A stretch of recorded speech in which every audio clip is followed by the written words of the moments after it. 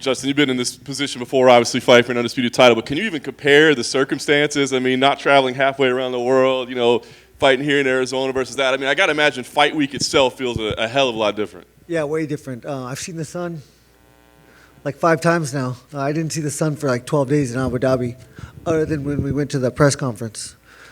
Circumstances are 1,000% different, and I am blessed to be able to have that. I wonder, too, if the opponent is different in certain ways. Like Khabib had these, mythical qualities about him in his career, whereas not that Charles isn't just as dangerous, if not more, but doesn't have that about him. Does that change the mindset as well? Yeah, I think so. They're definitely not the same athlete, and Charles certainly is not more dangerous than Khabib. His ability to take damage is not the same, proven through the times we've seen him fight. So, all my criticism of Charles is from a kid that we were talking about, that we all watched grow, and now we're talking about a man with confidence. It's a different person, but ultimately, the same Charles is still there. Same Charles that fought Cub Swanson, same Charles that fought Donald Cerrone, same Charles that fought RDA, Pettis. Choices were made in that by him, and the choice to quit was made. And I'm going to give him that choice on Saturday night. I guarantee that. It's interesting because the narrative is like that he used to quit, and a lot of people say, yeah, but he's answered that. He doesn't quit anymore. That's fine. I think that's true. However, once a coward, always a coward. I'm not calling him a coward, but I'm saying that's you can't just take that away. It's there. Khabib never showed you that, and that's why you can't compare those two.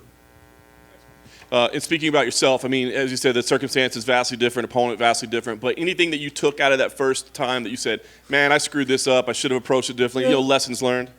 Yeah, I mean, a tactic was going to be to evade, and that was the first and only time I've ever had that mindset, and, it won't happen on Saturday. If he marches through me, then good for him, but I won't be moving backwards. Last thing for me, I think it's interesting. Like, your legacy is already secure as one of the most respected, most entertaining fighters in the sport. But what would this win mean for you? I mean, what would a championship do for you? Does it change anything at all? Yeah, it's huge, especially who we're talking about. Charles, that's a man with confidence. It's by far going to be my biggest accomplishment in this game, in this sport. These are the good old days, and I can wait. But one day I'll get to look back, and all of this will be special. Justin, right here. I mean, man, you've had some all-time moments in this area here downtown. I mean, I remember 7 years ago, the Luis Palomino series back-to-back at Comerica. Yeah, we'll be there tomorrow for a press conference. Some of the loudest crowds still I've ever heard in my life, and it was only a couple thousand. I wonder, does this area have good vibes to you? Like, does it have good memories that you carry for it this week? Yeah, absolutely. All of my most competitive situations when I was learning about competition are in this valley. I was 3 hours from here, but we had to drive here on the weekends to wrestle. And, yeah. I'm going to have a ton of family, ton of friends, but countless people that have seen me grow in this valley, wrestling in different duels and tournaments. I remember as a senior, I think it was called, I want to say Westwood, or I don't know, they're blue and orange. And when you're the guy, everyone wants to see you lose. And I was in a tough situation, and I had the entire gym against me. 8th grade state championship. I lost because I was too aggressive. The ref said I was being too aggressive, and I was pushing the guy out. So he gave him a couple extra points, and I lost that match. Every single person in there wanted me to lose. And then when I did dirty like that, they all booed that guy on the stage when he was on top of that podium, because I earned people's respect. Whether they want me to win or they want me to lose, my effort earns your respect, and that's all I'm here for. Does it blow your mind to think that those Palomino fights were 7 years ago? I mean, do you even recognize that guy who was in those fights anymore? I mean, that was a different guy, just like we're talking about a different Charles. I mean, with age comes wisdom. And every single fight you learn so much. So, yeah, those are, again, some of the best times that I've had in this sport, in this valley. Time flies. I wish it would slow down. I tell everybody I meet that time it does not slow down from here on out. So, yeah, you just have to embrace the opportunities, and I thank God daily for the opportunities I have to inspire people from around the world. Charles, I mean, he's such a unique type of champion, right? Because he doesn't have this aura of invincibility. We've seen him lose, and even in these last few fights, we've seen him get really badly hurt, but it almost seems like he's his most dangerous when he's in that point where he's sort of in those blood and guts moments. How unique is that for you? And, I mean, how can you circumvent those type of challenges? Yeah, I mean, that is normal for a fighter. When you choose fight over flight, that's the only way. And, yeah, he has done a great job. I think his opponents really made some mistakes. I think Chandler whooped his ass first round, got too overconfident, and that's why the shot was so effective. He forgot how much danger he was in. If they're awake, they are dangerous, and someone on the brink of dying is the most dangerous, especially when they choose fight. And so you can never take your foot off the gas, and you can never you can never be overconfident in that arena, because anything, anytime, that's why I'm such a fan of the sport. One shot. Well, last one for me. I mean, you've certainly seemed to touch a chord with him a little bit with some of the stuff you've been saying. I mean, when he was in here 20 minutes ago, he promised a collision, and he said, quote, guys are just not getting the picture. And I wonder your response. Yeah. I create car crashes, and I am the object with the most force. So, same mass. If he wants to play that game, I'm more than happy. He won't. He will have to. This will be just like Tony Ferguson. He will try to get this to the ground, and he will be stuck fighting my fight. That's the name of the game. Hi, Justin, over here to your left. Speaking of Tony Ferguson, going into his fight with Michael Chandler, you fought both men. What's your prediction for how that fight goes? I'm really focused on my fight. I don't know.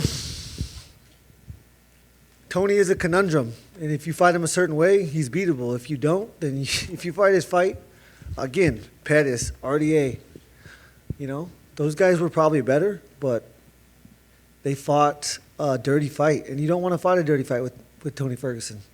Mm-hmm. And being so close to home, how are you going to celebrate this win? And, after years of being away or having not fought in Arizona? I don't even know if I'll be alive on May 8th. I really hope so, because it's Mother's Day, and if I am, I'll be with my mom.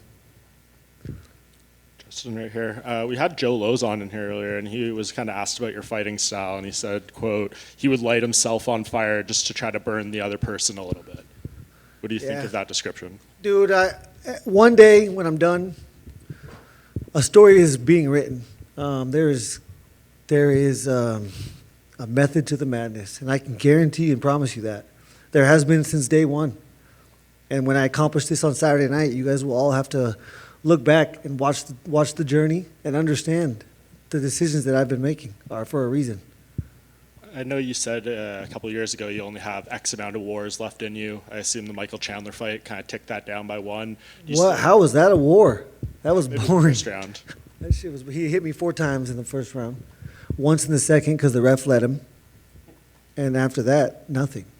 Do you think people maybe overplay that fight? Oh, it was almost. I mean, it was fight of the year. It was awesome, but internally in there felt slow and a little bit boring, to be honest with you, because in my mind I had to win.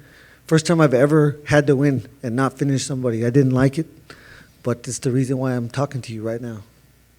And I know you and Rose and Kamaru have done the camps together a few times now. Can you just tell us what this iteration of it was like, fighting on the same card as Rose? Yeah, I mean, we draw inspiration from each other. She's, number 1, number 2 pound for pound female in the world. Kamaru's number 1 pound for pound male in the world. Surround yourself with people that will push you, inspire you. And that's, my job to them and their job to me. We feed off of each other. And lastly, I'm just curious about the exchanges with Nate Diaz on social media over the past few days. What did he say? That motherfucker's lost over 15 times. Like, come on. So for him to be criticizing me for 1 loss, I found it funny. And I think he's jealous because he's done. He'll never be here. He'll never be fighting for a world championship. And he'll never achieve a world championship. In the history books, I'm already a world champion, and I don't like it, and I don't accept it. I need to make it right on Saturday, but I'll be in the Hall of Fame.